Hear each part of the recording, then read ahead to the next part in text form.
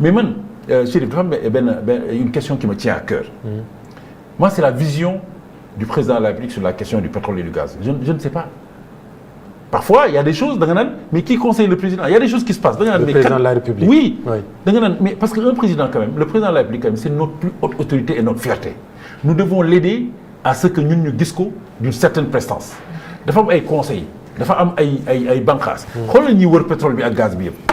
dégg nga leen ci affaire pétrole bi ak gaz fu ñu ci jëm. Il y a le COS-Petrogaz. Comité d'orientation stratégique du pétrole et du gaz logé à la présidence de la République, dépendant de la présidence de la République. mooy joxe orientation yi. ñu bëri boo leen laajee luy COS xamuñu ko sax. Le GES-Petrogaz. Dirigé par Khadim Bamba Diagne. Voilà, le meilleur économiste Khadim Bamba Diagne. Alors, il y a le GES-Petrogaz, qui est l'organe, la main armée du COS, mais dépendant du ministère de l'énergie et du pétrole. Vous avez les réseaux gaziers du Sénégal, vous avez les 3 Petrosen, vous avez le comité national du contenu local, et tuuti et kanti. Toutes ces entités-là, ku ci gën wax da nga naan où est-ce qu'on va avec le pétrole. On n'a pas les mêmes communications. Donc en tant qu'expert yow xamoo exactement fan nañu jëm ci wàllu je suis incapable de dire où est-ce que l'État du Sénégal va aller avec le pétrole et le gaz. moo tax may xaar avec impatience la déclaration de politique générale du pays. Mais aujourd'hui est-ce que ça va pas s'empirer parce que bu ñu seetee ki fi jógee woon moom il était dans une logique de renégociation.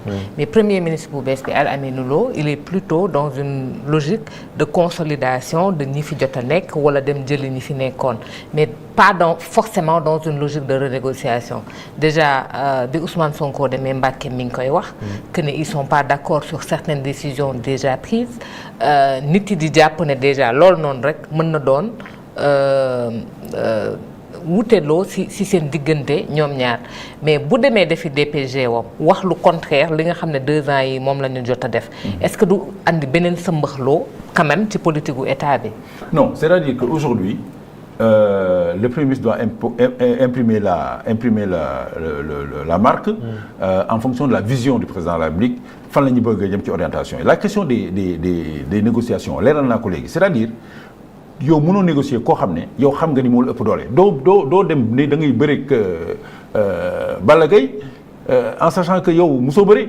Donc la nouvelle option du Premier ministre est la bonne. Non, c'est une bonne option si on sait équilibrer les choses. Il n'est pas question ñu takk suñu loxo suñu tànk dem jébbal communauté nationale yi c'est pas ça la question. La question c'est de faire un jeu d'équilibre économique en sachant que les contrats pétroliers sont encadrés et en référence au droit à l'investissement international encadré aussi par les Nations Unies ku la neex mën nga renégocier ce contrat c'est un droit hein. Personne ne l'empêche mais boo koy renégocier dans le monde du pétrole et du gaz il y a de la moralité, ce que j'appelle de la moralité pétrolière entre guillemets. C'est-à-dire mënoo toog ci télévision bi di ko wax de manière belliqueuse di wax ne da nga souverain da ngay dàq tubaab bi dañuy machin dañuy truc mais mënoo ko c'est pas possible. Parce que d'ailleurs la preuve à chaque fois qu'on l'a fait sur le plan économique suñu notation yi dañuy wàññeeku. Parce que marché yi la ñuy attaquer directement ça n'a rien de politique li may wax ni dara politique mu nekku ci. Question de xam-xam la xam fi ñu jëm ak xam li ñuy def.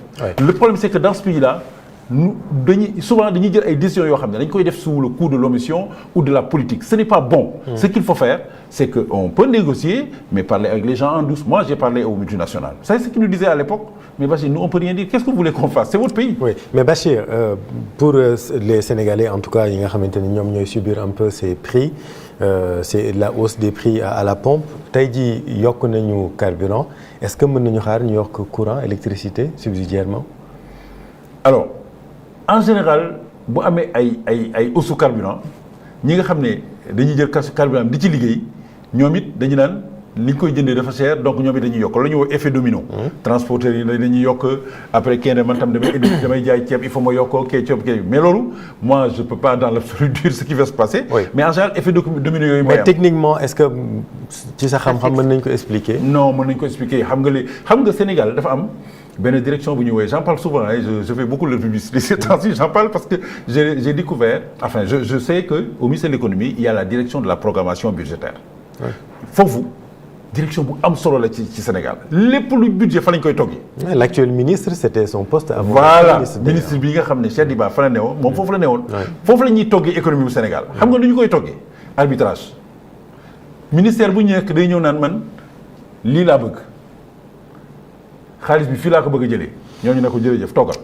ñooñu commencé nag di arbitrer di arbitrer ba am benn budget boo xam ne ñëpp mën nañ koo nangu. gis nga ñooñu mën nañ ñoom rek ñoo la mën a wax fan la prix yi mën a jëm de manière factuelle parce que xam nañ ko xam nañ dañuy toog ne la yëf yi dina yokk de parce que lii parce que arbitré ñu donc effet domino boobu en général mooy am. mais il est possible que aussi que économistes yi trouver un subterfuge pour effet domino bi et justement la présence du FMI parce que bu ñu joxee xaalis pour ñu mën a souffler yu bëri nañ ko mën def ba nga xam ne xëy na njëg yi du jéggi dayoo. du jéggi dayoo. en tout cas ñu ngi lay jaajëfal bu baax a baax Bachir am na solo waroon nañ wax ci gaz du power parce que c'est un programme tamit bu am solo mais dafa mel ni tey jii tamit loolu dina xaw a sooxe. non dina sooxe parce que il faut ñu gis xam nga gaz du power gaz du industrie. loolu ci yaakaar teranga lañ ko yaakaaree. maanaam li ñuy génnee fu ci yaakaar teranga nee na tey wàññi nañu nee nañu 2400 milliards dañu soxla parce que au début dañoo wax 5900 milliards loolu la ñu soxla fan lañ ko mën a jëlee. d'abord à notre grande satisfaction. aujourd'hui on est en train de rectifier dans le choix des hommes parce que Petrosen Holding indi nañ fa Thierno Ly. Thierno Seydou Ly il est excellent Thierno. Il est très bon il connaît l'industrie il nekkoon na DP nekkoon na directeur c'est un ancien des multinationales. il connaît très bien la question pétrolière. donc le choix des hommes on espère que avec bu ñu toppee loolu. dans tout l'écosystème déjà nañu régler benn problème. deuxième problème bi mooy wuti xaalis bi moi je suis de ceux qui pensent Chérif qu'il faut associer le secteur privé national. Le secteur privé national qui souffre actuellement. Oui, il faut associer le patronat. Oui. CNP, Club des investisseurs. Mais on leur doit de l'argent. Oui, mais il semblerait qu'on va les payer. Il semblerait qu'il faut qu'ils obéissent. Mais ces gens-là sont capables de mobiliser du financement. Plus le financement de la diaspora, nous avons un fonds d'investissement. Donc, vous avez fait ce melting pot là. Et en plus, il va falloir créer une société pétrolière privée bu nekk sur toute la chaîne de valeur. amul Sénégal Petrosen rek moo fi nekk une société nationale ñi si des yëpp ils sont dans la distribution. aujourd'hui dans 10 ans dans 15 ans il faut prendre le relais. donc société bu amul mënul jël relais bi Petrosen dina changer orientation forcément regardez le Nigeria regardez Norvège aujourd'hui des Nigérians je suis au courant moi je sais tout le monde le sait c'est pas un secret les Nigérians viennent ici pour chercher des licences si on donne à d'autres personnes. Sénégalais, comment ils vont faire après? Ça veut dire qu'on va les exclure. Donc il faut travailler aussi à ça. Dans un cas, li ma bëggoon terminer, mooy à mon avis, le premier problème qu'il faut régler, c'est une synergie communicationnelle. Et dans la synergie communicationnelle, dans l'histoire du pétrole et du gaz, il est démontré que ce ne sont pas seulement les professionnels du pétrole qui vont parler. Il faut mettre les professionnels des médias. Je l'ai dit par ailleurs. C'est-à-dire yéen am ngeen xarañte am ngeen xam ngeen technique de communication yi am ngeen yenn stratégie yoo xam ne il faut ñu boole leen ci mbir yi. mais mënuñu dem toog ci biir Petrosen toog ci biir structure yi bu ñu leen soxloo rek conférence de presse la bu ngeen ñëwee laaj question yoo xam ne yéen amu leen parce que da ngeen war a rapporter population yi. donc il faut mettre les professionnels de la com dans la stratégie de communication. C'est fondamental et c'est important. Mon appel en tout cas, c'est aussi, vous me permettrez de terminer par là, si on a terminé, de faire mon exercice professionnel et mon métier. Je suis obligé dans mes communications, malheureusement ou heureusement, de terminer par ce que j'appelle des conseils sécurité. Xam nga bu ñu amee pétrole ak gaz, notre comportement sécuritaire est très important. Mënuñu permettre parce qu'on va aller ay tuyaux di jaar fu ne ay camions gaz di jaar fu ne alors que ñun amuñu ci benn comportement sécuritaire même les personnels dans les stations service amuñu formation da nga leen di laaj lu tax ñu naan la fayal sa téléphone portable xamuñu ko da nga leen di laaj ana extincteur bi lu muy jëriñ wala lu nekk ci biir mënuñu la ko wax bagage sable bi lu fa nekk ay mbalit lañ fay def donc yooyu c'est des comportements sécuritaires et je termine ci li ma doon wax da ngeen di gis ni ñuy tous les jours ay camions rombuñu ñu bind ci 23 1965 ñun suñu bopp ñooy dawal topp camions yi di leen doubler ki camions yi di dóog ci ay doo daan di dóor ay gaz la ñuy transporter. alors que loolu pare bu mag la Orange ñëpp ko gis mais le 23 là daf ñuy wax ni gis nga camion bii dafa am produit inflammable dangereux voilà ce que ça veut dire da nga koy romb wala nga sori ko. waaye doo ko tafu moom muy dóor ci doo daan yi gaz yi tëb mu explosé dal ci sa kaw indi musiba 1965 boobu ñu ci bind code Nations Unies la sur les hydrocarbures. donc code yooyu ñun il faut ñu koy boole ci li ñuy jàng ci code de la route.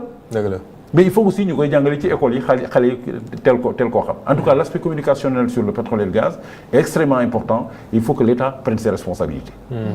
C'est très important et am na solo maintenant ci wàllu sécurité moom li ñu ci wax nii attiré na attention bu baax a baax et j'espère que nit ñi dinañ ci gën a bàyyi xel Bachir et puis c'est des choses basiques mais qui peuvent se révéler très très très dangereuses et que mais absolument population bi war nañ ko absolument on peut épiloguer dessus toute une journée. Tout à fait. Voilà camion citerne yi ngay gis ñuy dépoté. bu ñu ne la fayal sa moteur nga bañ. alors que bu si ba yëpp foofu lay jógee. Voilà. En tout cas, yàlla nañu ci yàlla musal. Mais li may terminer encore une fois pour terminer, c'est de dire il faut que État au Sénégal jël ay responsabilités ñu xam fan lañ jëm ci question pétrolière gazière bi et en plus ñu am une communication. ak kañ la wàññeeku bi di yegsi à la pompe. mais bu ñu commencé produire. bu ñu commencé produire di ko consommer.